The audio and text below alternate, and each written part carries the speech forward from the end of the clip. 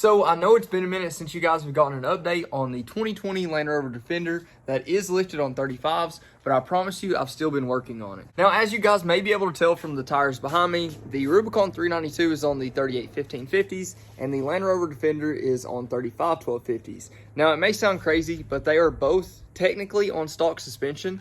This has the 2-inch lift rods on it right now, and it does have the intercooler relocation kit to be able to give us quite a bit more space in that front end right here.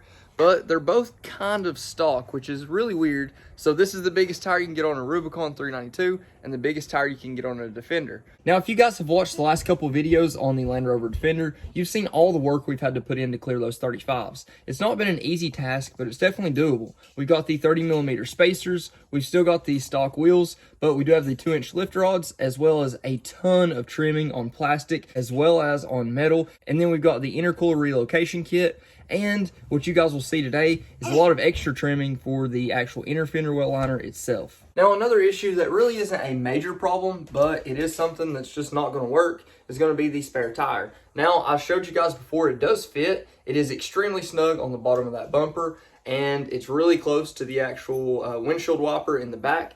But the windshield wiper doesn't have enough room to move. I actually turned it on whenever we were driving it in the rain the last time, and it got stuck like a quarter of the way. Now, before we even get started, I've got to give a massive shout out to Saltec Motors, simply because they've helped me make everything possible on this Defender build. Everything from the prototype 2-inch lift rods, the intercooler relocation kit, and even this spare relocation kit as well. Now, even aside from that, they even have diagrams and how-tos on how to get everything done, from the trimming that you need to do, from the inner fender well liner, from everything back here. They really walk you through pretty much everything you need to do to clear some pretty crazy sized wheels and tires on these Land Rover Defenders. Now, for what actually comes in this relocation kit, it should be pretty straightforward.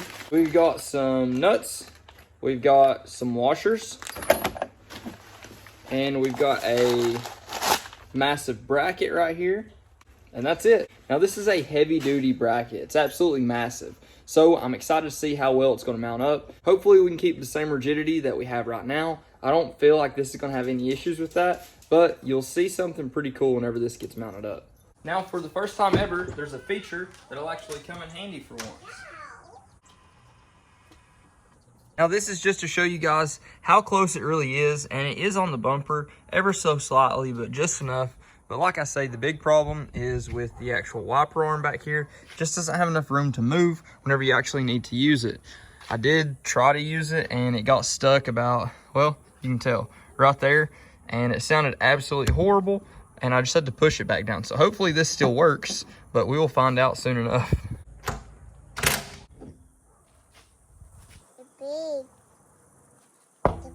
Now that that's off, we'll just line this up the way it should be, and we'll be able to use our hardware to tighten it all down. And where you've only got a couple inches of room in here, you're going to have to use a crescent wrench to tighten it up. I'm really not sure of another way, but this should work as long as you've got a decent sized crescent wrench.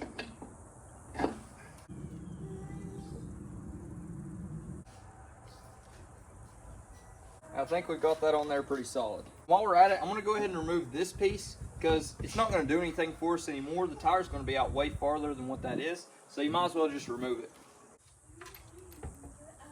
Whenever they sent these out, he had told me I might need to use a different lug nut. Something about these being longer, I think. So I do have some Jeep Wrangler lug nuts, which are the same thread pitch on the JLs anyway. So if we need to use those, we will. But I'm hoping these will work. I just haven't tried it yet.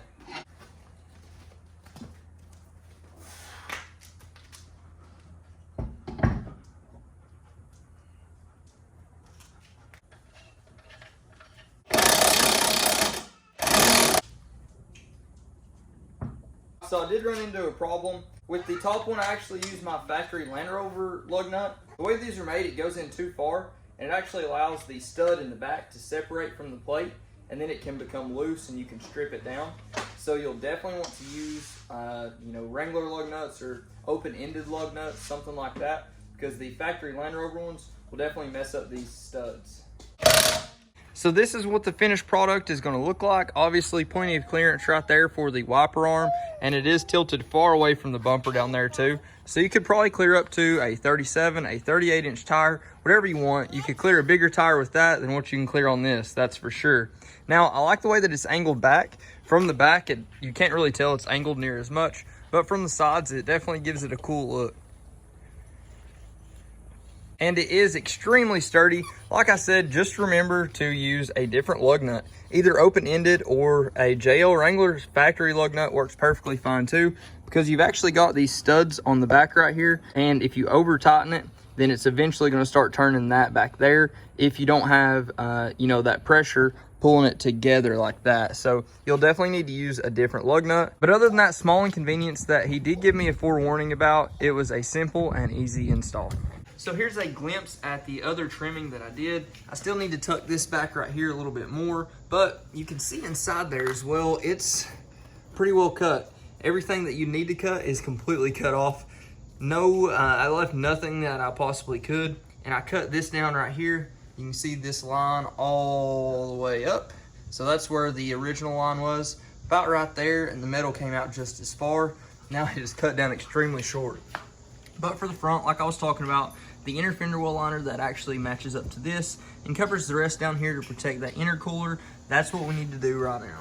So for this piece right here, what I'm basically going to do is I'm just going to line it up and see where it looks like I need to cut. I already looked over the bulletin for it. Again, that's on Saltec Motorsports, so you're going to be able to find the how-to. It makes it really easy, but we still need to just look at it and see how it is on each individual situation, because each one's going to be a little different. So after looking at it, what I'm going to do is start off with this little box right here that basically feeds into your air induction system for your brakes. So I'm going to cut off that right there because we really don't have anything down there now. Trim all that up, and then I'm going to go from there. It looks like we'll basically be cutting that and trimming up these bottom pieces, and that'll be about it. And then I'm going to have to cut this lip off down here at the bottom. So this is basically where it will bolt in. We still retain that factory location, and we'll trim this piece down here at the bottom. And all these trim pieces aren't going to have anything to hook into, so I'm probably going to cut these right here as well, and then drill out little holes, that way I can zip tie it.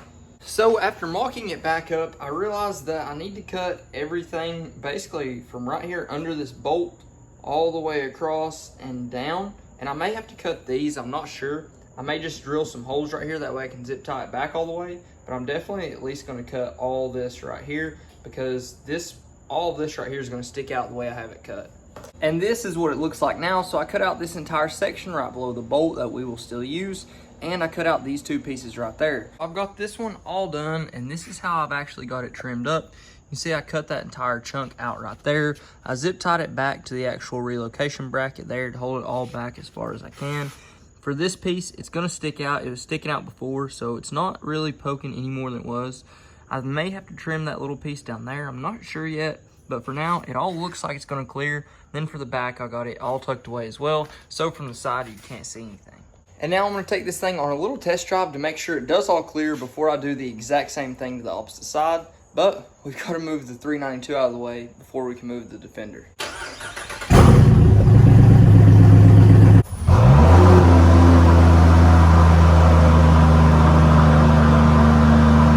Great news, it worked perfectly. So I'm going to do the exact same thing to the other side. I'm not going to bore you guys with it, but if you haven't been keeping up with the Defender, the build is really exciting. It's been a lot of fun messing with something completely different. And if you don't know about the Rubicon 392, be sure to like, comment, subscribe. Let me know what you guys think, and let me know what you want to see next. But until then, Godspeed.